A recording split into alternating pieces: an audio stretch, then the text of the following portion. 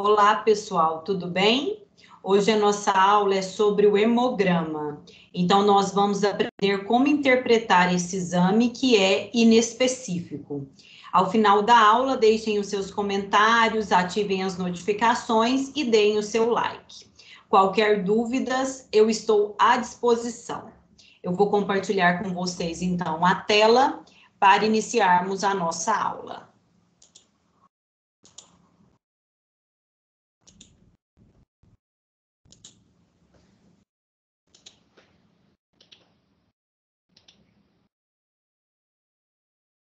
Bom, então, o hemograma é um exame complementar. O objetivo dele é avaliar os elementos figurados do sangue, que são os glóbulos vermelhos do sangue, os glóbulos brancos e as plaquetas, que são os fragmentos celulares. Esse exame, ele é de baixo custo e de simples realização. Ele fornece a ideia do estado geral do paciente. Ele é um exame inespecífico, porque ele não fornece o nome da doença em que aquele paciente vai se encontrar. Ele é só um exame interpretativo. Então, o profissional da área da saúde que solicitou esse exame, ele precisa interpretá-lo. E esse exame, ele vai avaliar quantitativa e qualitativamente os elementos figurados do sangue. Ou seja, avalia a quantidade, avalia o número e avalia a qualidade desses elementos figurados. E o que seria essa qualidade? Seria, por exemplo, o tamanho das células, a forma do núcleo, e o tipo de núcleo e a forma do citoplasma e sua coloração. A coleta sanguínea é realizada com o paciente sentado, com o braço no ângulo de 90 graus. É necessário, então, fazer a antisepsia daquele local onde vai ser feita a punção. Vai garrotear o braço e pedir para o paciente abrir e fechar a mão. A veia será puncionada com agulha e suporte. O tubo será colocado no suporte e será pressionado até o limite. O garrote será solto assim que o sangue começar a fluir pelo tubo. Após o preenchimento do tubo, a agulha vai ser separada do suporte e descartada em um recipiente próprio para materiais pérfuro-cortantes. O paciente vai ser orientado a pressionar com algodão a parte puncionada em torno de 3 minutos e o braço deverá ser mantido estendido sem dobrá-lo. Então, essa aqui é uma imagem mostrando como que deve ser realizada essa coleta. Então, o indivíduo ele está sentado, o braço dele está numa posição, num ângulo de 90 graus.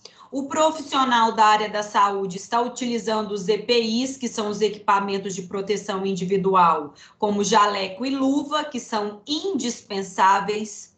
Próximos a esse profissional de saúde estão os materiais necessários para fazer a coleta de sangue, como o algodão para fazer a antisepsia, o álcool que também será usado para essa antisepsia e os tubos onde serão coletados o sangue. Então, essa imagem ilustra e retrata bem a forma como deve ser feita a coleta. O hemograma, ele é realizado com o sangue total, não há necessidade de um jejum obrigatório, mas recomenda-se pelo menos 4 horas de jejum para eliminar as interferências da turvação do plasma. Ao realizar o hemograma, o tubo, né, que vai ser coletado esse sangue, ele tem um anticoagulante liofilizado dentro desse tubo, que vai ser o EDTA. Então, se é um anticoagulante, ele é utilizado para evitar a coagulação do sangue. E existem algumas medidas que são importantes para o êxito, para o sucesso desse exame, como o profissional ser bem treinado, os instrumentos utilizados, né, serem de qualidade. Essas amostras aqui precisam ter a identificação correta daquele paciente. É necessário fazer a antisepsia de forma correta. É necessário homogeneizar essa amostra após a coleta. E a relação entre o sangue e o anticoagulante também é muito importante. Bom, então as fases da coleta sanguínea envolvem a punção venosa, o uso de anticoagulante, como eu já mencionei, que é o caso do EDTA, que é um anticoagulante que vai evitar a coagulação daquele sangue, e a correta homogeneização da amostra após ela ser transferida para o tubo. Então, essa homogeneização ela deve ser feita de forma invertida e devagar. Então, não pode ser feito de forma rápida.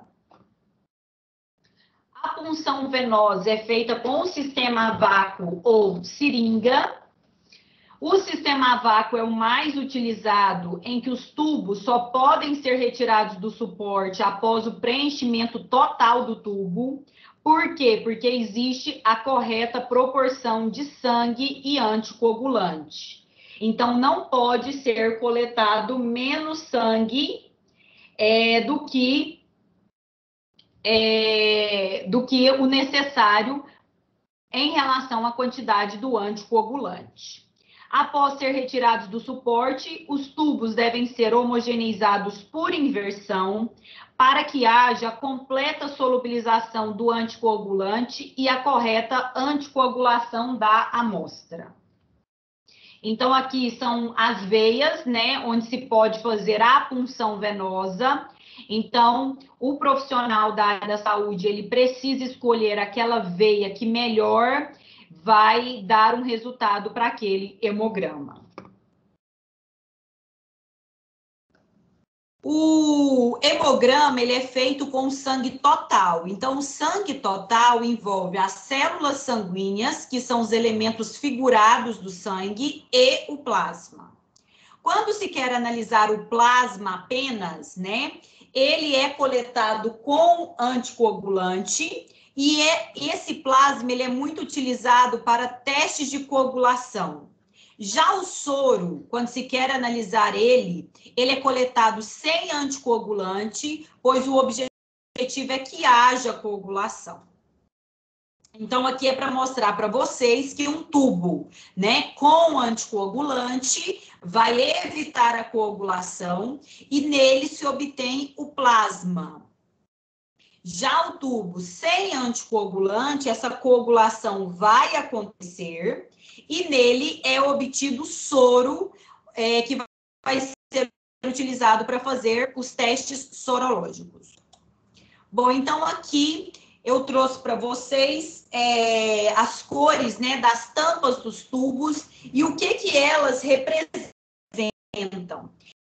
Por exemplo, o tubo com tampa azul, ele tem como anticoagulante o citrato de sódio. E nesse tubo vai ser obtido, então, o plasma, e esse plasma vai ser utilizado para fazer testes, né, para verificar o.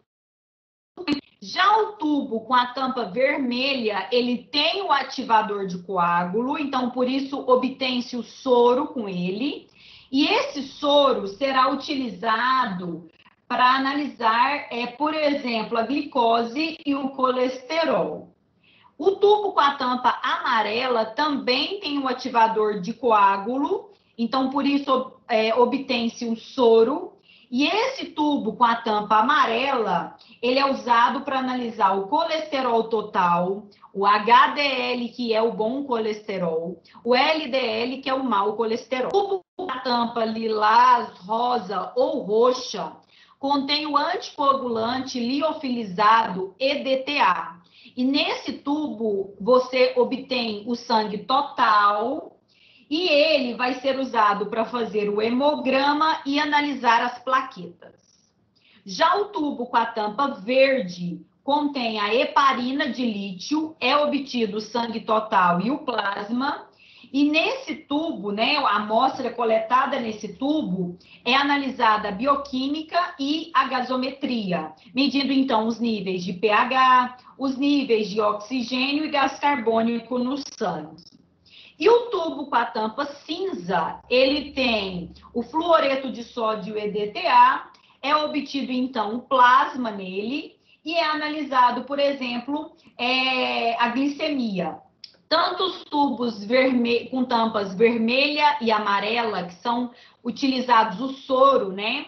Essas amostras são levadas para a sorologia e podem, então, ser analisados os anticorpos presentes nesse soro, que são produzidos para qualquer parasita. Então, existe uma sequência da coleta correta da amostra nesses tubos. Primeiro, deve-se coletar o sangue no tubo com a tampa azul, que contém o citrato de sódio para analisar o tempo de coagulação. Depois, deve-se coletar as amostras nos tubos de tampa vermelha e amarela, que obtém-se o soro. Após, deve coletar no tubo de tampa verde, depois no tubo de tampa roxa, rosa ou lilás, depois no tubo de tampa cinza. Por que existe essa sequência correta? Para evitar a contaminação com o anticoagulante. Os tubos para coleta, eles devem ser de plástico. Por quê? Porque eles oferecem maior resistência a choques mecânicos, maior tolerância a altas velocidades de centrifugação, menor formação de resíduos sólidos após esse material ser incinerado no seu descarte, e eles são mais flexíveis para uso em laboratório. Os exames, né, que são, por um acaso, utilizados em tubos de vidro, a superfície interna do tubo de vidro pode ativar alguns fatores e influenciar no teste de coagulação. Então, por isso, o mais indicado são os tubos de plástico. Como eu comentei com vocês, a homogeneização da amostra deve ser feita de forma suave e por inversão, para misturar o anticoagulante na amostra. Os tubos de citrato, que são aqueles com a tampa azul, não devem ser homogeneizados rapidamente ou vigorosamente, porque ativam as plaquetas e os fatores de coagulação, interferindo nos testes de coagulação. Então, uma homogeneização inadequada, ela leva à formação de microcoágulos devido ao anticoagulante não dissolver corretamente. E com isso, aquela amostra minha ficará prejudicada e o resultado do exame também. Quais são, então, os principais anticoagulantes no hemograma? O EDTA, que é o ácido etileno diamino tetracético, é o principal anticoagulante para o hemograma. A heparina, que ela preserva a forma e volume dos eritrócitos e é indicada para exames que analisam a série vermelha.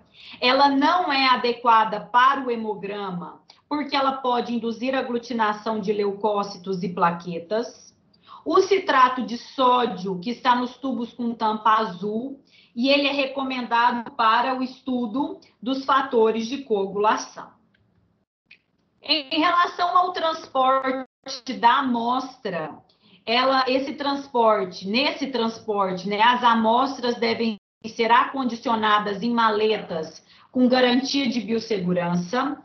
Essas amostras devem ser garantidos a resistência a choques e as variações de temperatura e pressão. As amostras devem ser transportadas em temperatura de 15 a 22 graus Celsius e no menor tempo possível. As amostras de hemograma, elas devem ser processadas em até 6 horas em temperatura ambiente e em até 24 horas se armazenadas entre 2 e 8 graus Celsius.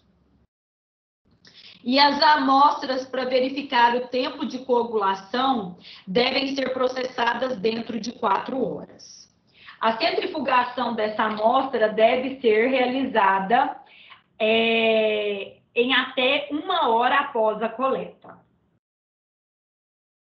Bom, então agora nós vamos analisar esse hemograma e como que ele deve ser interpretado. Então, à direita vem os valores de referência, que são os valores ideais, os valores mínimos e os valores máximos que devem ser encontrados dessas células. Lembrando que o hemograma ele varia de acordo com o gênero e com a idade. Então, começaremos pelas hemácias. A hematimetria refere-se ao número de hemácias. Então, as hemácias, nesse hemograma, o valor delas deve ser no mínimo de 4,3 milhões por milímetro cúbico e o máximo de 5 milhões por milímetro cúbico. Nesse resultado, foi encontrado 4,74 milhões por metro cúbico, indicando que esse valor está dentro da normalidade, tá? Por quê? Porque esse valor está compreendido, está entre 4,3 e 5. Quando esse valor de hemácia está diminuído, está menos do que o mínimo, menos do que o 4,3, esse paciente pode ter anemia, hemorragia ou leucemia.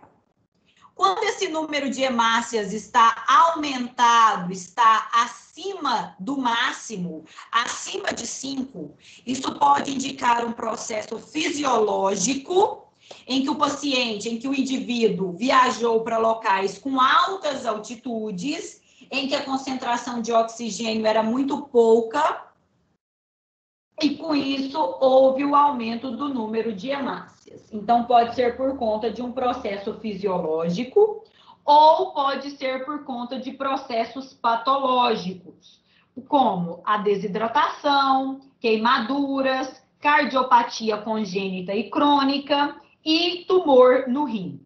Então, tanto a diminuição quanto o aumento dessas células podem indicar alguma patologia naquele indivíduo. Então, a eritrocitose ou policitemia, que é o aumento do número de hemácias, pode ser por conta de uma adaptação fisiológica, pode ser por conta de um tumor no rim, devido ao aumento da eritropoetina, que é um hormônio importante na produção das hemácias, ou devido a uma cardiopatia congênita ou crônica. Então, aqui é para mostrar para vocês, à esquerda, essa lâmina tem as hemácias, a quantidade delas normal, e à direita, observa-se que as hemácias estão muito aumentadas. Então, cada bolinha rosa dessa é uma hemácia, mostrando um aumento no seu número. A hemoglobina é a proteína que está dentro da hemácia. Então, a hemoglobina também vai ser medida no hemograma. Então, o valor de referência da hemoglobina em um indivíduo maior de 16 anos e do gênero feminino é de 12 a 15,5. Aqui foi encontrado 14,1 gramas por decilitro de sangue. Quer dizer que está dentro da normalidade, porque 14,1 está entre 12 e 15,5. Se a quantidade de hemoglobina estivesse menor do que 12, esse indivíduo poderia ter hemorragia e anemia. Se a quantidade de hemoglobina estiver maior do que o máximo, pode indicar que esse indivíduo tem desidratação. O hematócrito, ele analisa a proporção do volume de hemácia em relação ao volume da amostra. Então, se aqui esse indivíduo tem 40,7%, referindo-se ao seu hematócrito, isso quer dizer que 40,7% do volume de sangue é composto por hemácia. O valor ideal de hematócrito aqui nesse indivíduo é de 35% a 45%. Então, esse 40,7% está dentro da normalidade. Quais são os fatores que podem elevar o hematócrito? O aumento do número de hemácias ou aumento do volume das hemácias. E quando o plasma diminui, também pode haver um aumento dessas hemácias, aumentando o hematócrito. O hematócrito alto pode ser uma policitemia como consequência de perdas sanguíneas e desidratação, além de queimaduras, e a diminuição do hematócrito pode ser por conta de anemia e de uma perda sanguínea. Essa imagem é para mostrar para vocês que esse tubo, então, com o volume do sangue, aqui representando o hematócrito 42%, quer dizer que 42% do volume desse sangue é composto por células vermelhas. O volume globular médio ou volume corpuscular médio, ele avalia o volume ou tamanho de cada hemácia. Então, quando a hemácia tem o seu tamanho e tem o seu volume normal, ela é chamada de normocítica. Quando a hemácia ela é menor do que ela deveria, ela é chamada de microcítica. E a redução no tamanho dessa hemácia pode ser por conta de uma anemia por deficiência de ferro, doenças crônicas e talassemias. Quando a hemácia ela é maior do que o normal, ela é chamada de macrocítica, e isso pode ser por tabagismo, deficiência de vitamina B12 e ácido fólico.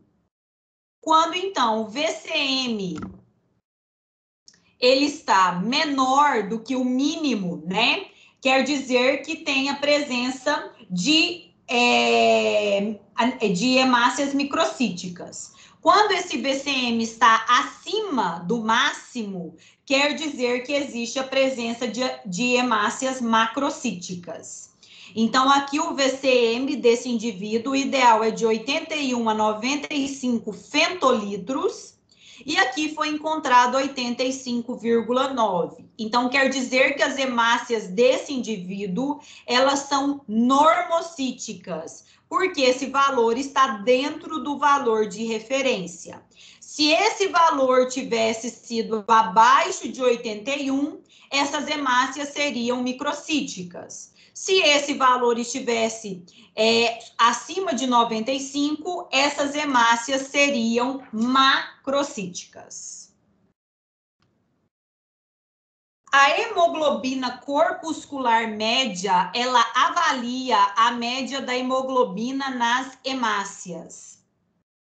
Então, aqui, o ideal é de 26 a 34 picogramas, e foi encontrado 29,7 picogramas, que está dentro da normalidade. Então, quando esse HCM está baixo, quer dizer que tem a presença de hemácias microcíticas. E quando esse HCM está muito alto, quer dizer que tem a presença de hemácias macrocíticas. A concentração de hemoglobina corpuscular média, ela avalia a média da hemoglobina nas hemácias. Então, aqui, à esquerda, são hemácias com menos hemoglobina, porque elas estão pouco coradas, já que a hemoglobina é o que dá a coloração vermelha às hemácias. Então, nós falamos que essas hemácias estão hipocrômicas, ou seja, pouco coradas. À direita, observa-se que essas hemácias estão muito coradas, porque elas têm muito mais hemoglobina do que o normal. Então, isso quer dizer que essas hemácias estão hipercrômicas. A velocidade de hemossedimentação, ela vai avaliar a presença de imunoglobulinas, a presença de anticorpos. Então, quando esse VHS é alto, ou seja, tem muita imunoglobulina, isso pode estar associado a infecções, a neoplasias, a doenças autoimunes e degenerativas. Quando esse VHS é baixo, isso pode estar associado a anemia falciforme. O RDW significa Red Cell Distribution Width, e ele é um parâmetro de variabilidade do tamanho das hemácias. Então, o valor dele ideal é de 12 a 15%. Nesse indivíduo, o valor foi de 12,7% dentro da normalidade, nos informando que aquele paciente tem o tamanho das hemácias normal. Além dessa avaliação quantitativa, é realizado também a avaliação qualitativa das células do sangue. Então, avalia o tamanho e a forma das hemácias. Então, quando tem uma alteração no tamanho da hemácia, recebe-se o nome de anisocitose. E quando tem uma alteração na forma da hemácia, recebe-se o nome de poiquilocitose. Então, por exemplo, essa lâmina aqui, ó, a hemácia está no aspecto de foice. Então, houve uma mudança na forma dessa hemácia. Então, por isso, ocorreu uma poiquilocitose. Agora, nós falaremos sobre os glóbulos brancos do sangue, ou leucócitos. Então, os leucócitos, nesse caso, o valor ideal deles é de 3.500 a 10.500 por milímetro cúbico. Nesse indivíduo, a quantidade foi de 7.000, então foi uma quantidade normal, dentro dessa normalidade, dentro desse intervalo. Quando a quantidade de leucócitos ela está aumentada, nós chamamos de leucocitose. Isso pode ser devido à presença de infecções, inflamações, a necrose por gangrena também pode levar ao aumento de leucócitos. E a diminuição de leucócitos é chamado de leucopenia e pode ser por conta da depressão da medula óssea e por conta de doenças virais. Essas células, os blastos, os promielócitos e os mielócitos, você percebe que o valor de referência é zero e que o valor encontrado também é zero. Isso está correto, porque essas células, nós chamamos elas de células jovens, de células imaturas. E no sangue só pode ter células maduras. Então, o ideal é que realmente não exista a presença dessas células imaturas no meu sangue, porque isso pode indicar que a medula óssea não está perfeita, que pode haver algum problema nessa medula óssea e ela está liberando, então, células imaturas.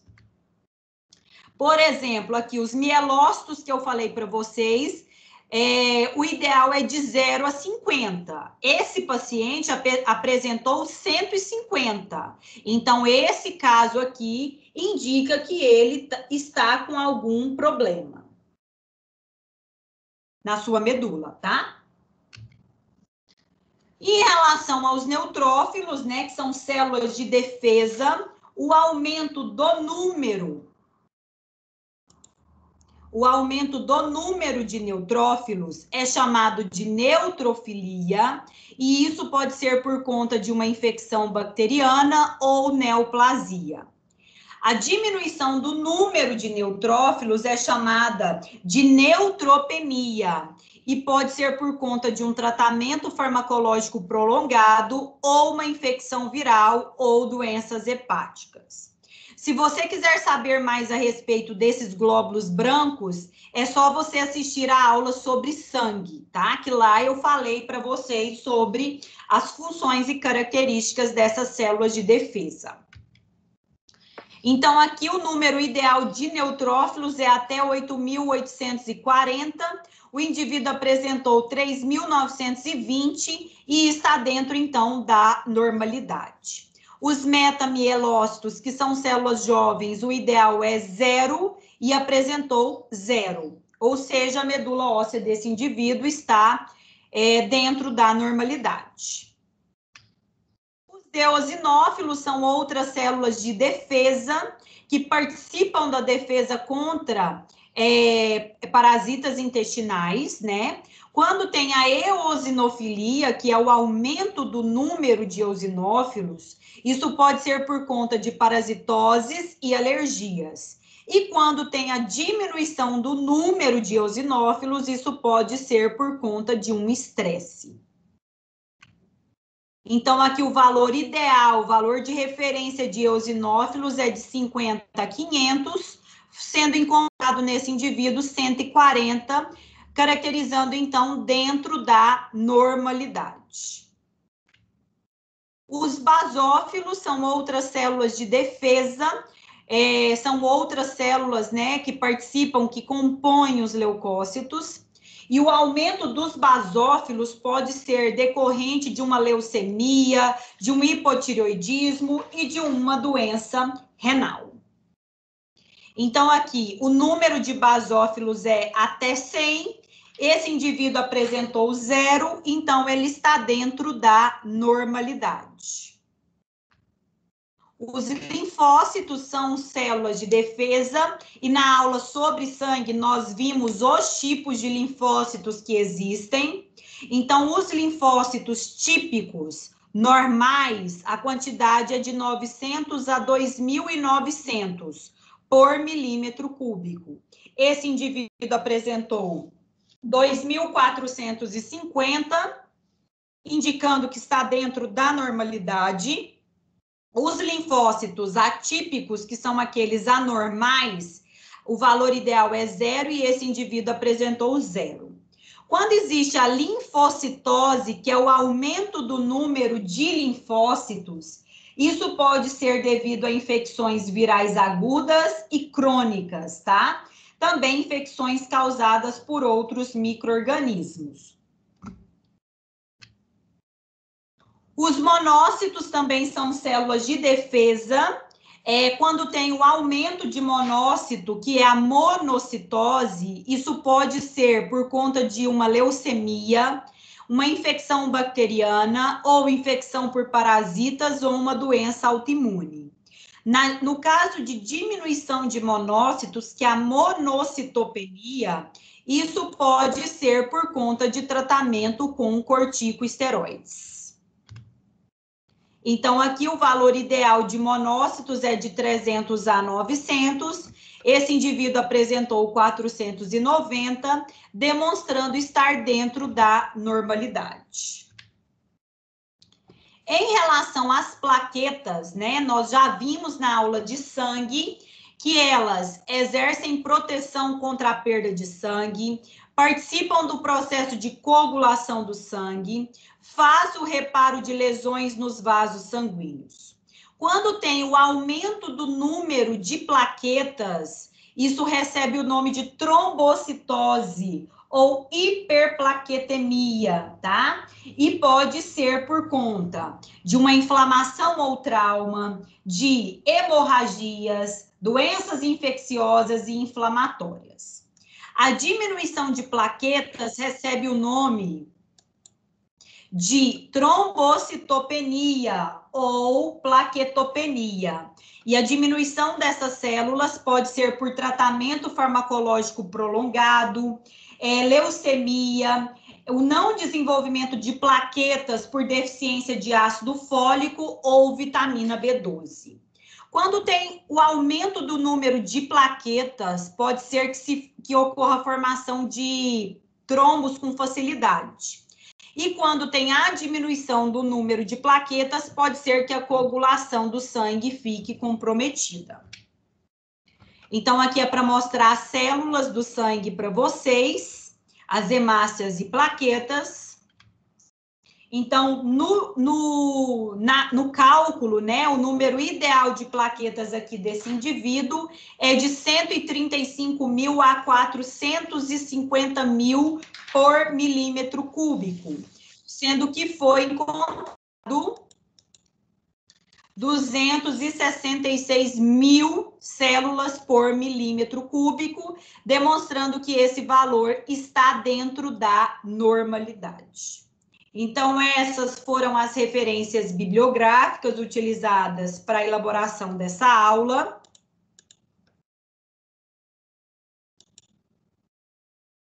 Eu espero que vocês tenham gostado da aula.